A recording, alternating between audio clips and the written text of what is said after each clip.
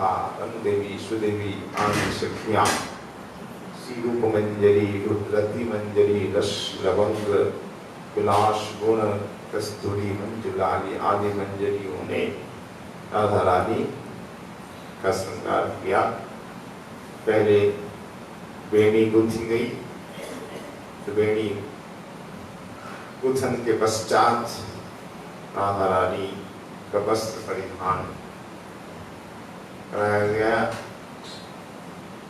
इसके बाद कस्तूरी, कपूर, चंदन आदि का लेपन, पत्रावली, रचना, चित्रा, विशाखा दोनों मिलकर किया। निताई गौर हरि, जय जय श्री राम, जय हो राधा नयनानंद जी महाराज की, दर्शन भगवान की, जय जय श्री राम।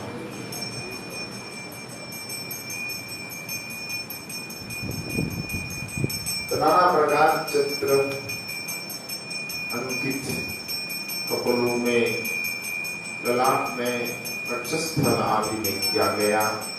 विशाखा जी ने मांग सिंदूर से मांग भरी, सिंदूर बिंदी लगाई, नाम यंत्र लिखा और छोड़ी पे कस्तूरी बिंदी लगाई।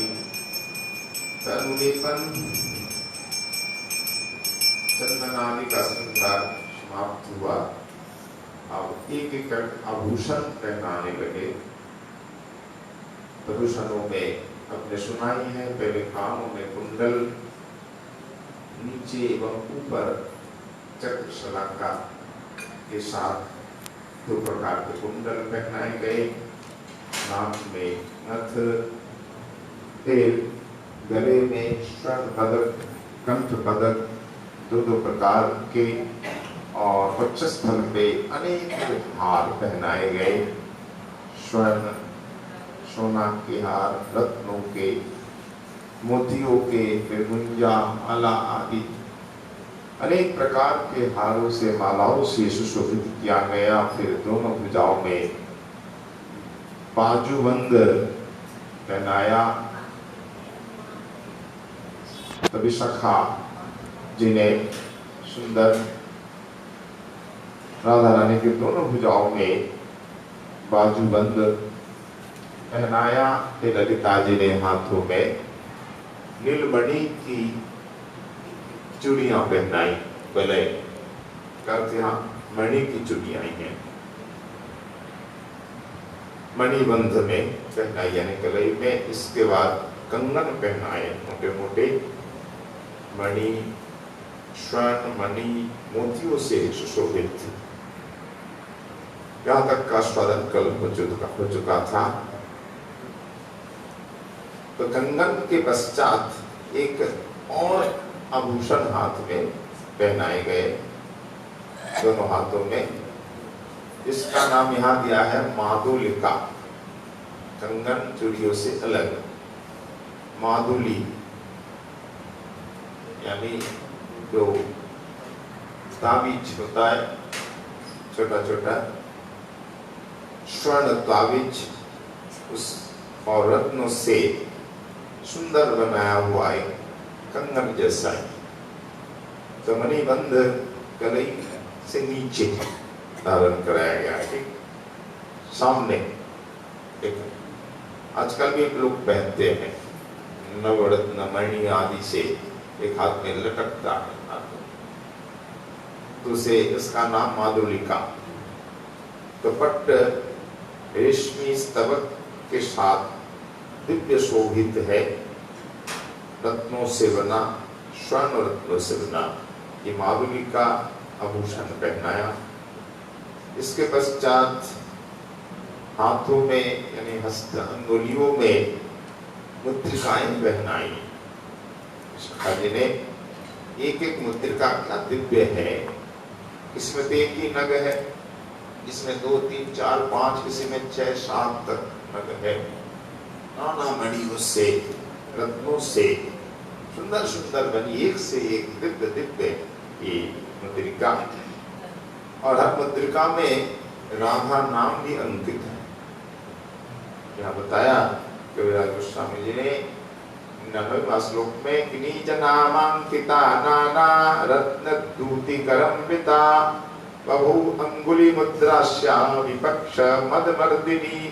विपक्ष सखियों के की मदमर्दिनी ये मुद्रिकाएं नाना रत्न से बनी है, राधा रानी की अंगुलियों में शोभा पा रही है, जिसमें निज नामांकिता राधा रानी का नाम भी अंकित है। मानो ये मुद्रिका जितने भी आभूषण है श्री राधा रानी के श्री अंग में, समस्त आभूषणों का जो गर्व है उस गर्व का तिरस्कार करने वाली ये मुद्रिका इतनी सुंदर है। इसके पश्चात चरणों में नूपुर पहनाती है विशाखा जी। नूपुर से पहले पाद वलय कटक पहनाती है, करूला भी कहते हैं हम, वो सोने का, उसमें मणि जटित है।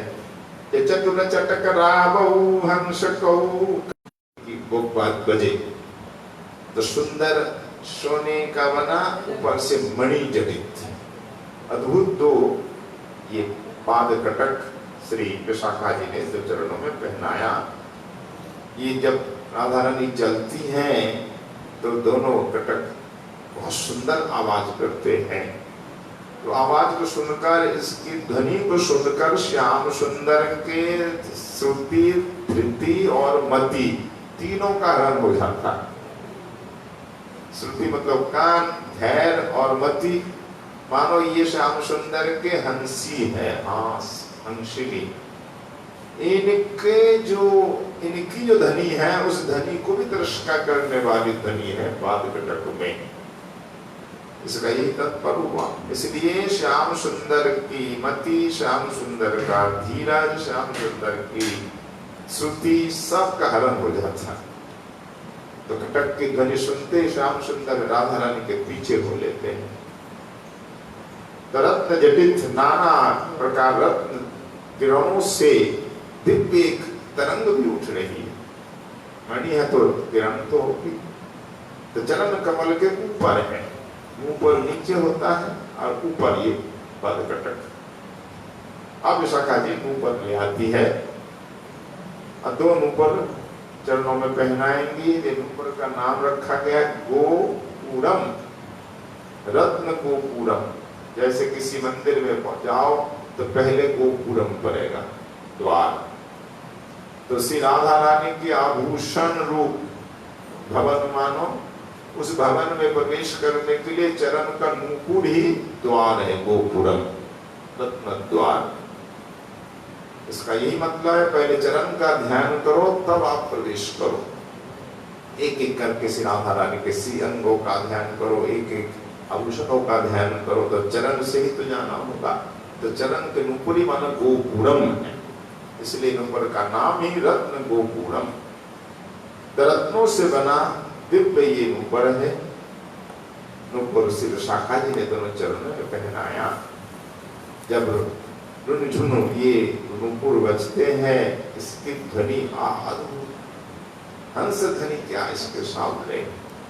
इसलिए कविराज जी महाराज बोल रहे हैं कनक खचित नाना रत्न जालम सुचित्रो लघु लघु निदले तत्पाद पद्मोपरिष्टा कालिंदी कलहंसा बलि मध्य हंसा बलि कालिंदी कलहंसाली श्रद्धायाध्यापकौ तथा भातस्तत्पदयोर्न्यस्तौ नूपुरौ रत्न गोपुरौ। रत्न गोपुर नामक नूपुर पहना दिए विशाखा जी। इनकी जो ध्वनि है मानो ये कालिंदी में विचरण करने वाले जितने हंस हैं, इन हंसों के अध्यापक है, गुरु है ये नूपुर। मतलब नूपुर की इतनी सुंदर ध्वनि है, ऐसा लगता कि यमुना जी में विचरण करने वाले हंसों को ये शिक्षा नूपुर दे रहे हैं, तुम भी इस प्रकार ध्वनि करो। हंसों के गुरु हो गए नूपुर। अनुपुर धारण हो चुका, अब बाकी रह गया है चरण अंगुली में मुद्रिका, छुआ धारण। ये अष्टमी सखी सुदेवी अंतिम श्रृंगार है। तो सुदेवी ये चरणों बोले मुझे सेवा दो, मैं चरणों में ये बिछुआ पहनाऊं अंगुलियों में। तो सुदेवी जी आती है कि रत्नावली कांतिकरम वितानी विधात्री विस्मापक शिल्प भांगी तस्या सुदेवी घटितानि रेजुः पादांगुलांगुलियानि पदांगुलीषु।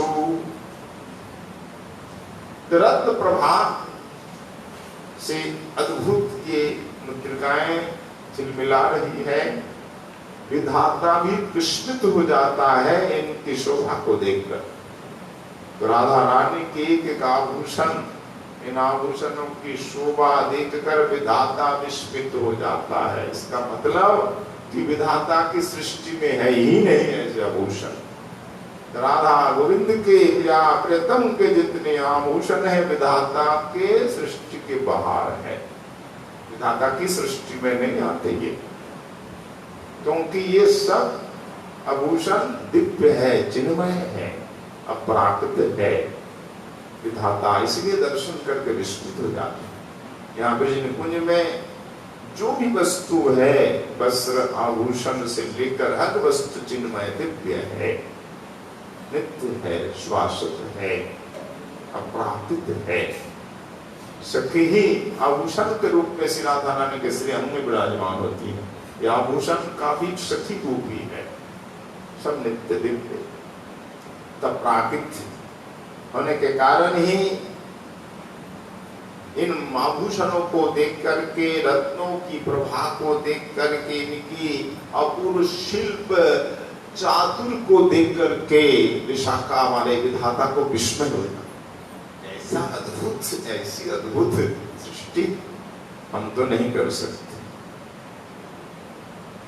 तो श्री देवी जी ने 10 हाथों में जिस प्रकार 10 अंगुलियों में 10 मुद्रिकाएं पहनाई गई, चरणों की 10 अंगुलियों में 10 मुद्रिकाएं बिछे पहना दी गई। अद्भुत शोभा है, क्या दिव्य किरण है। अब पूर्ण श्रृंगार हो गया। भोर में ये लीला हो रही है। तो भोर में एक माली की कन्या आ जाती है, नर्मदा नाम है उसका। वो रोज आती है, एक कमल लाती है राधा रानी के हाथ में देने के लिए। तो लीला कमल इसका नाम है। क्या श्यान्यधा उषसि नर्मदया स्वस्वख्या माला कृता तनुजयोपहृतं विशाखा स्मेरारविंद वदनाथ करारविंदे लीलारविंदम अरविंद विलोचनया। तो विशाखा अस्या सख्या कर कमले, विशाखा सखी अपनी सखी राधा रानी के कर कमल में नर्मदा ने जो लाया लीला कमल हंसती हुई हाथ में रख दिया। हंसती हुई देव किशोरी ये लो कमल। अब कमल अर्पण के पश्चात श्रृंगार पूर्ण हो जाता है। और सुगंधा नाम की नाई की बेटी आती है, जो पहले स्नान में तेल मर्दन आदि की सेवा करती है, उपटन लगाने की सेवा करती है। तो सुगंधा नाई अब राधा रानी के सामने एक मणिमय दर्पण ला दिया। ये स्वामिनी अब अपनी छवि आप निहार दर्शन करो। दर्पण भी मणि का बना हुआ है, मणियों से सुशोभित एक दर्पण सामने ला दिया। दर्पण में किशोरी अपना स्वरूप देख रही है, अपनी छवि छटा ओह देख करके एकदम विभोर हो जाती। ये कितना सुंदर श्रृंगार हुआ है। श्याम सुंदर दर्शन करे तभी तो सफलता है, सार्थकता है। मेरे प्यारे दर्शन करे, आंखों में आंसू आ जाते हैं। और दर्पण में भी श्याम सुंदर की ही आंखें दिखती है, मानो श्याम सुंदर ये वेशभूषा का दर्शन कर रहे हैं। क्योंकि ये श्रृंगार किस लिए? श्री कृष्ण को सुख देने के लिए ना। राधा रानी स्वयं सुख नहीं पा रही दर्शन करके, अपनी शोभा खुद देख करके आनंद नहीं होता उतना जितना दूसरे को आनंद होता। बताइए, आप खुद नृत्य करो, आपको उतना आनंद नहीं होगा जो देखने वाला उसको आनंद। देखने वाला भी रसिक हो, आपके गुणों से अभिभूत भी हो। अगर आपका विपक्ष होगा वो मानेगा ही नहीं, गुणों को भी दोष कहेगा। जैसे कंस के सामने कृष्ण की शोभा, उसके लिए कुछ नहीं। तो जो रसिक होगा, अनुगत होगा, आपके गुण मुक्त होगा, तो नृत्य देख करके उससे अधिक सुख होगा, गान सुनकर उससे अधिक सुख होगा। श्रोताओं को, दर्शकों को सुख अधिक होता है नृत्य गान वाद्य आदि से। उसी प्रकार राधा रानी श्रृंगार कर रही है, राधा रानी सजती है, तो उनको उतना सुख नहीं जितना प्रियतम को होता। और प्रियतम के सुख के लिए तो राधा रानी श्रृंगार करती है, सजती है। तो दर्पण में क्या देख रहे किशोरी? श्री कृष्ण नेत्रयो, सा कृष्ण नेत्र कुतकोचित रूप वेशम पद्मावलोकमुकुरे प्रतिबिंबितं शम कृष्णोपशक्ति तरलाश बरंगणानां कांतावलोकन फलम हि विशेष वेशा। शाराधा कृष्ण नेत्र कुतूचित रूप वेशम, श्री कृष्ण के नेत्रों के कौतूहल होता है जिस रूप को देख करके। कृष्ण नेत्र को ही अधिक सुख होता है। ऐसा रूप बना। अब ये वेश, ये श्रृंगार अगर श्री श्याम सुंदर दर्शन करते हैं तभी सार्थक है। इसलिए राधा रानी अब कृष्ण सुपशक्ति यानी कृष्ण प्राप्ति के लिए तरला आशा चंचल हो गई। कब प्यारे मिलेंगे, कब प्यारे मिलेंगे, कब प्रियतम से मेरा मिलन होगा, इसलिए व्याकुल हो उठी। फिर बताते, देखो जो बरांगना होती है, श्रेष्ठ अंगनाएं, वो सजती रचती है, पर जब तक उनके पति नहीं देख ले तो वो खुश नहीं होती। पति देख लेते हैं तो प्रसन्न। कांतावलोकन फलम, यानी अपने श्रृंगार का, सजने का फल क्या है? कांतावलोकम, यानी कांत अवलोकन कर, तब वो सार्थक। ये तो इस जगत में भी देखा जाता है, चाहे वो रानी हो, महारानी हो, सजती है, जब राजा नहीं देखे पति देव तो सार्थक नहीं। देवियां सजती हैं, जब तक देवता उनके पति नहीं दर्शन करते तो सार्थक नहीं। और राधा रानी सजेंगी और श्याम सुंदर नहीं देखे तो क्या राधा रानी का सुख होगा? कभी कभी नहीं, क्योंकि दोनों तो एक ही प्राण, एक ही आत्मा है। तो वेशभूषा का वर्णन हो गया, श्रृंगार लीला का यहाँ विश्राम है। किशोरी सज गई, अब एकमात्र लालसा रह गई कि प्यारी कब आए, प्यारे से मिलन कब हो। बस कृष्ण प्राप्ति के लिए व्याकुल हो रही है।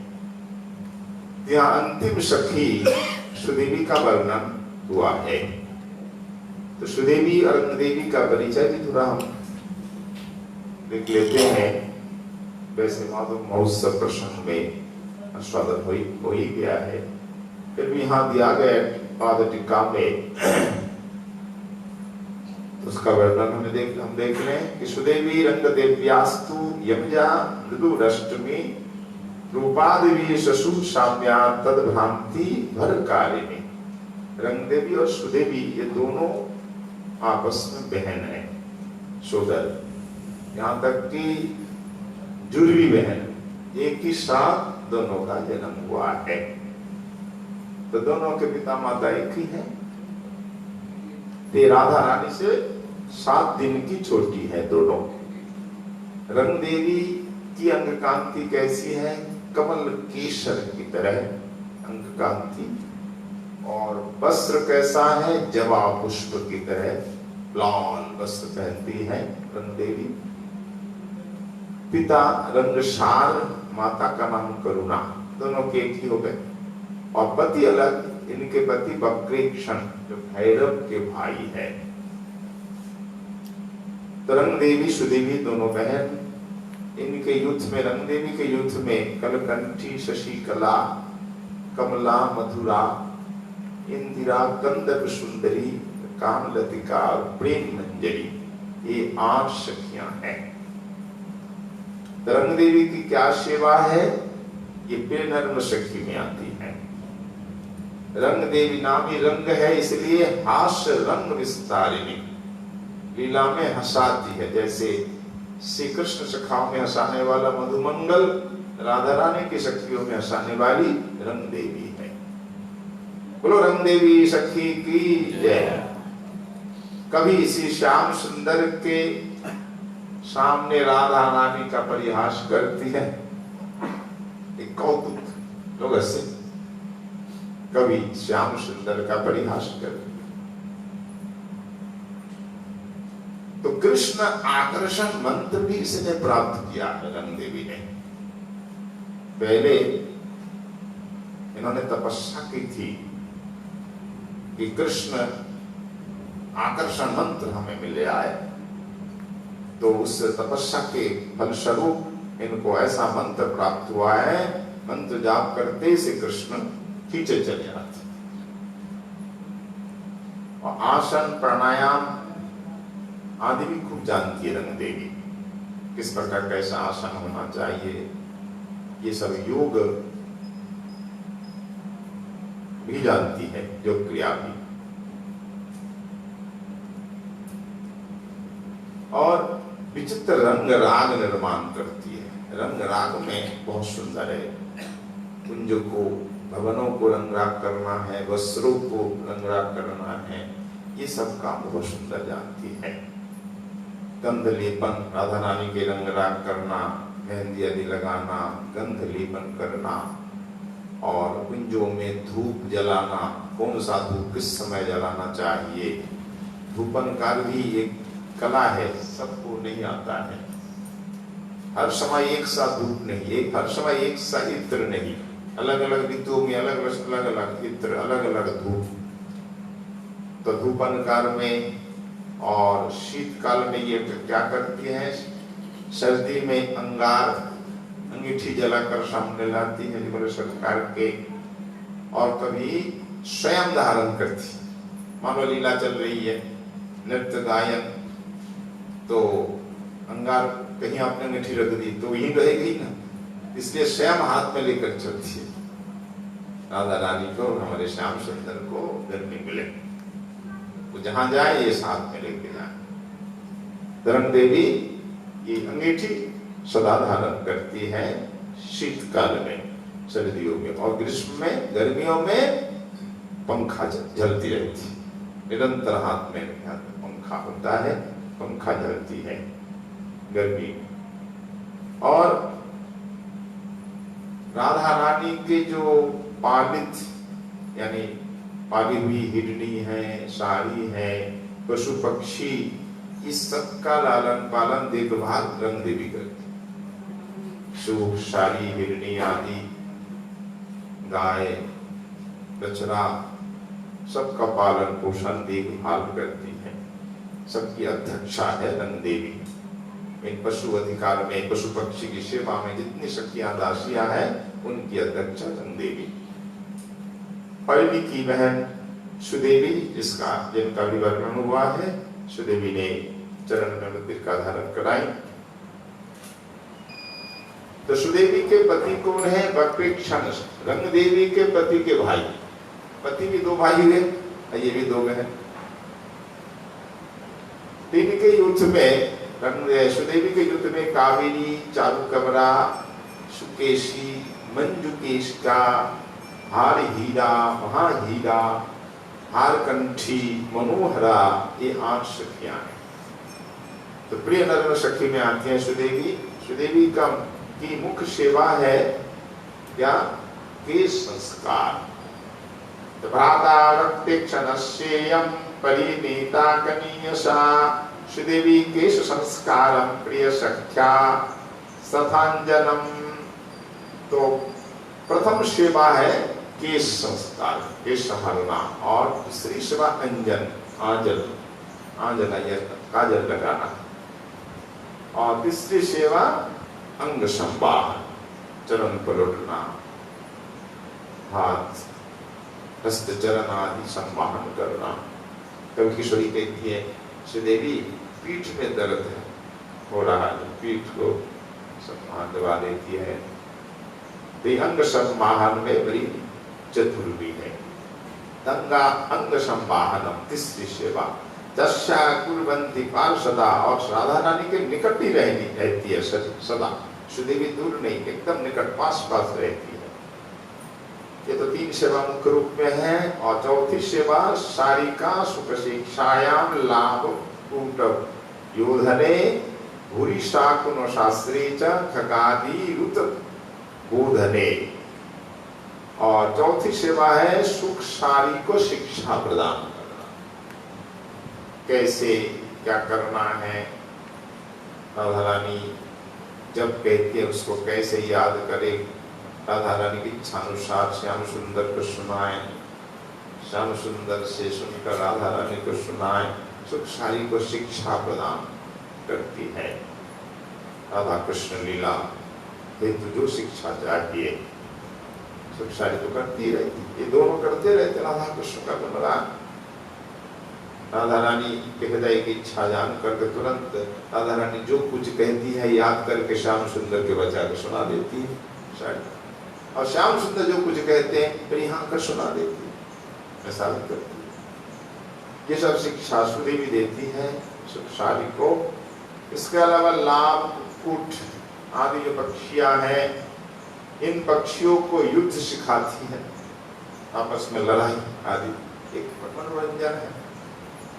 और खास करके शुभ अशुभ चिन्ह विज्ञान खूब है, यानी अब शकुन क्या है, शकुन क्या है, इस समय क्या होने वाला है, ये लक्षण क्या बता रहे हैं कि अच्छे की बुरे लक्षण है, सबका सुंदर ज्ञान, इसे कहते हैं शकुन शास्त्र का ज्ञान बहुत अच्छा है हमारी ये सुदेवी को। और पशु पक्षियों की भाषा भी जानती है, ये सारी आखिर क्या कहना चाहती है, सूख, ये हिरण, ये गाय, ये बछड़े, हर पशु पक्षी की भाषा, मोर क्या कह रहा है, तो सबकी भाषा को जानती है।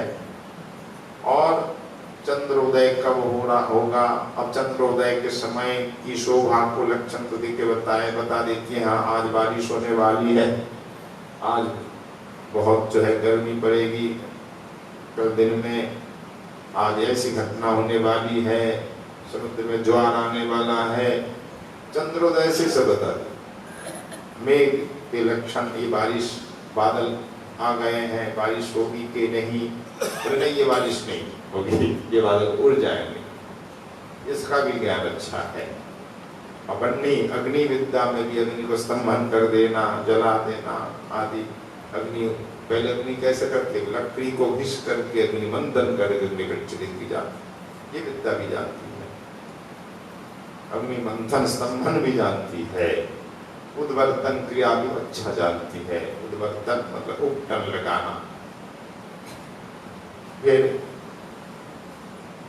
गेंडू क्रीड़ा मतलब गेंद खेल भी अच्छी जानती हैं, सखी उषा खेलती हैं, राधा रानी को सुख देती हैं। और अंतिम सेवा जो है शैया कैसे बनानी होती है, शैया रचना बहुत सुंदर जानती। सुदेवी शैया अगर बनाती है तो राधा रानी को बड़ा सुख होता है। क्या प्रियतम किसने शैया बनाई है, सजाई ना, सुदेवी ने बहुत सुंदर सजाई। इसके अलावा और क्या क्या गुण है बता रहे हैं। चंद्रोदयान पुष्पादि मन्नि विद्या विदोपि उद्वर्तन विशेषे च सुष्ठु कौशलमागता गंडुक्षेप पात्रे च गंडुके शयनोऽपि च आसने चाधिकारं जा शक्को दास्यश्च कुर्वते प्रतिपक्षादि भावानां च ज्ञानाय चरन्ति च धूर्ता प्रणि धीरूपेण नाना विषधरस्त्यः जाच यश्च पक्षीश्वरण्येषु छेके स्वधिकृतस्तथा। सख्यश्च वनदेव्यश्च तत्रैवाध्यक्षतां गता। और विशेष गुण है सुदेवी जी का कि प्रतिपक्ष के मनोभाव को जानने के लिए इनके दूत गुप्तचर हर जगह नियुक्त थे। गुप्तचर की प्रथा हमारी हजारों साल पुरानी है। राजा महाराजा गुप्तचर रखते थे, सब कुछ उनको पता चल जाता था। कंस को भी पता चलता था क्या हो रहा है नहीं हो रहा है। और उधर अक्रूर जी का अलग है गुप्तचर, वो भी सब खबर रखते हैं। अक्रूर जी के पास गुप्तचर है वो ज्यादा ही मजबूत है। कंस को पता नहीं लगता क्या कर रहे हैं वसुदेव अक्रूर आदि। जैसे गुप्तचर विदुर के देखिए, शकुनी के भी है। एक राजा के ही दो विभाग, यानी दो में विरोध है। एक राज्य में ही है दोनों, शकुनी और विदुर। विदुर पांडवों के पक्ष में इसलिए उनके गुप्तचर अलग है, शकुनी दुर्योधन के उसके लिए अलग गुप्तचर है। एक ही राज्य में विरोध, तो दो गुप्तचर विभाग। शकुनी क्या कर रहा है हर खबर विदुर के पास आ जाती। विदुर क्या कर रहा है वो शकुनी के पास, पर शकुनी से के ऊपर भारी पड़ जाता विदुर। शकुनी तो लाख छागले बना दिया, सब कुछ ठीक कर दिया। शकुनी को पता है कि किसी को पता नहीं चलेगा, ये काम ठीक ठाक हो जाएगा। पर विदुर तो आगे निकला। विदुर जी को पता चल गया ये लक्षा हवन बनाया किस लिए। गुप्तचर ने कहा महामंत्री जी, ये जो भवन वारणावत में बनाया गया है जर्जर भवन था, उससे पुनर्निर्माण कराया गया, ये था बहाना। पर पुनर्निर्माण में एक भी ईंट पत्थर का इस्तेमाल नहीं हुआ। ये क्या कह रहे हो? हाँ, ये बनाया गया घास फूस से और क्या से, किससे? चर्बियों से, लाख से दिव्य बनाया। लगता है बहुत सुंदर भवन, पर आप जोर से मारोगे ना थोड़ा तो भरभरा कर गिरेगा। तो ईंट पत्थर है, ईटा पत्थर नहीं। ये लाख से चर्बियों से कैसे मालूम गुप्तचर को? वो गाड़ी भर भर के सब जा रहा था। लाख भर भर के कहाँ जा रहा है? भर भर के ये लाख चर्बियां भूस घास फूस सब वो भर करके बाहर से सुंदर रंग रोगन कर दिया। किसी को पता नहीं चला, पर गुप्तचरों को पता चल गया विदुर से। विदुर ने क्या बात है, ये क्यों बनाया गया, क्या होने वाला है? फिर सूचना आ गई यहाँ कि अग्नि लगाई जाएगी, कि पांडवों को मारने का ही रास्ता है। पर विदुर के गुप्तचर भी देखिए कितने मजबूत थे। अब कोई ज्यादा समय बचा नहीं था, पांडव आने वाले हैं, रात को रुकेंगे, रात में अग्नि लगेगी, पहली रात में ही समय नहीं था उनके पास अधिक। फिर भी तेज गति के घोड़े पे सिपाही को भेजते हो, तुम जल्दी से जल्दी जाओ और उस भवन से गंगा तक का सुरंग खोद दो। और कर ही दिया, तो गया सुरंग, और सुरंग से ये निकल गए। और विदुर के गुप्तचर ऐसे हैं कि वो राजा जब आए वहां तो कोई भी शकुनी के खिलाफ नहीं थे, जितने तो सब दुर्योधन के लोग थे। पर विदुर के भी लोग घुस गए मजदूर बनकर, सामान ढोने के लिए। वो सब खबर उनको लग गई, और सामान ढोने के बहाना घुस कर रहे गए, भीतर छिप भी गए। छिप करके रात्रि में जो 5 पांडव के लिए सेवक थे, 5 कुंती माँ के लिए एक सेवक महिला, 5 को मार दिया। मार करके इन पांडवों को सुरंग पर से निकाला। तो गुप्तचर ये प्रथा बहुत कालों से है, प्राचीन कालों से हमारे यहाँ। तो श्रृंगार लीला में यहाँ भी देखिए निकुंज में भी गुप्तचर है। सुदेवी उस संस्था की मानवाध्यक्षा है। ये सखियां नाना रूप में घूमती फिरती थी, पुरुष वेश में, नाना वेश में। किसी लिए चंद्रावली क्या कर रही है, उसका मन का क्या भाव है, विपक्ष की सखियों का भाव जानने के लिए ये चंद्र सुदेवी की सखियां, दासियां गुप्तचर के वेश में ये घूमती थी। धूर्ता प्रणिधि रूपेण नाना वेशधरा स्त्रियां, सबके सब स्त्री हैं, पर नाना वेश में, पुरुष वेश में भी घूमती थी। नाना वेश में घूम करके खबर रखती थी, पता लगाती थी क्या हो रहा है, क्या करने जा रहा है। ये गुप्तचर संस्था आज भी है, नाना वेश में घूमते ही है। शंबरासुर आता है पद्म को हरने, वो भी नाना वेश में, कभी सिपाही के वेश में, सेनापति के वेश में, कभी स्त्री के वेश में घुस जाता है स्त्री महल में, और कभी सत्यभामा के वेश में। बलदाव तक पहचान नहीं पाते। बलदाव के सत्यभामा तुम यहाँ कैसे आई? ना व्रतम रो रहा है, हम इसको ले जाए। बलदाव ले क्यों? नहीं नहीं नहीं, तुम्हारे पास ये व्रतम नहीं रहेगा, रोएगा, तुम रुक्मिणी दे आओ। बोले नहीं, रुक्मिणी ने दिया है। बलदाव जी मर गए, नहीं जाओ सत्यभामा मेरी बात मानो, जब तक तुमने, जब मैं खड़ा रहूंगा। बलदाव जी देख रेख में थे, रोज रात्रि को बलदाव जी सब देख करके तब सोते थे, सुरक्षा देख करके। तो विवश हो गए सत्यभामा को जाना, पर सत्यभामा नहीं था, वो था असुर, शंबरासुर। फिर बालक को रखाया, अब कहाँ जाएगी? बलदाव जी खड़े हैं ना, जाना पड़ेगा सत्यभामा घर तक। सत्यभामा तो उसका घर तक जाएगा, भवन तक गई, भवन तक शंबरासुर गया, पर उधर सत्यभामा आ रही है, पौधा बना गया। तो दीवार के किनारे आने में छिप गए शंबरासुर। सत्यभामा निकल गई, कहाँ गई? सत्यभामा रुक्मिणी के घर, बालक को देखने सो रहा, फिर आ गई। तब जाके वो निकला शंबरासुर, तब देखा कि दाऊ जी भी अपने घर चले गए, भगवान सब सो गया। तब उसने हरण किया। तो कितने प्रकार का वेश बनाया। उसके बाद माया विद्या भी थी, इसलिए नारी शस्त्र बिल्कुल नारी, सत्यभामा सत्यभामा, बलदाव जी नहीं समझ पाए। तो सुदेवी की शक्तियां दासियां भी नाना रूप धारण करके ये विचरण करती थी।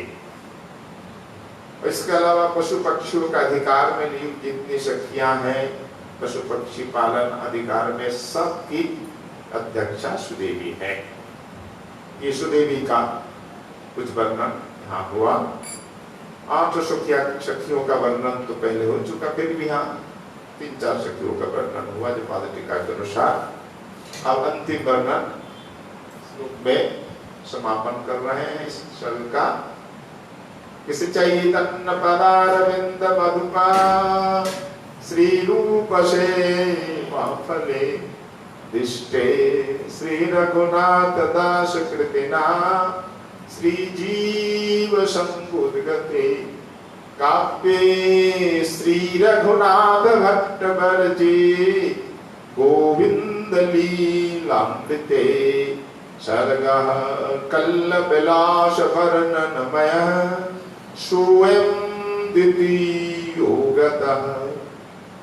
ग्रंथकाचरण से कविराज गोस्वामी जी बोल रहे हैं, किसी कृष्ण चैतन्य महाप्रभु के चरण कमल के भ्रमर स्वरूप जो श्री रूप गोस्वामी जी महाराज है, चैतन्य चरण चंचली रूप गोस्वामी जी की सेवा का फल और श्री रघुनाथ गोस्वामी जी की प्रेरणा और श्री गोस्वामी जी का संग से समुद्भूत एवं श्रीमद रघुनाथ भट्ट गोस्वामी का बर प्रभाव से प्रादुर्भूत हुआ ये गोविंद लीलामृत काव्य।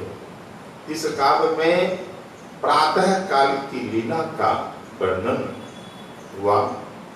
कवि लीला वर्णन श्लोक द्वितीय स्वर का विश्राम हुआ। तो प्रातः काल लीला का वर्णन शेष नहीं, अभी तो बाकी है। एक अध्याय विश्राम हुआ, अभी 2 अध्याय में और प्रातः काल लीला का वर्णन हुआ। तो निषाद लीला तो एक ही अध्याय में आपने सुनी, पर प्रातः लीला 3 सर्गों में, 3 अध्यायों में। तो पहले सर्ग में श्री राधा रानी श्री कृष्ण का जागरण दोहन गोदोहन तक आपने सुना, और यहाँ राधा रानी का जागरण स्नान श्रृंगार तक हो गया। दूसरे सर्ग में श्री कृष्ण का स्नान श्रृंगार आदि होगा। फिर राधा रानी नंदगाम जाएंगी, रंधन आदि भोजन विलास तक प्रातः लीला है। तो आगे इस सर्ग में तृतीय सर्ग में ग्रंथकारचरण जिस प्रकार प्रातः लीला का वर्णन कर रहे हैं, उनके कृपा के आशीर्वाद से पुनः कल आस्वादन का प्रयास होगा। आज भी श्री गोविंद लीलामृत आस्वादन का विश्राम होता है। बोली श्री गोविंद लीलामृतम की, श्री कृष्णदास कविराज महाराज की, श्री राधा नयनानंद जो की, श्री नरसिंह भगवान की, हरि सुरमा कुंज की, आज के आनंद की। जय जय श्री राम।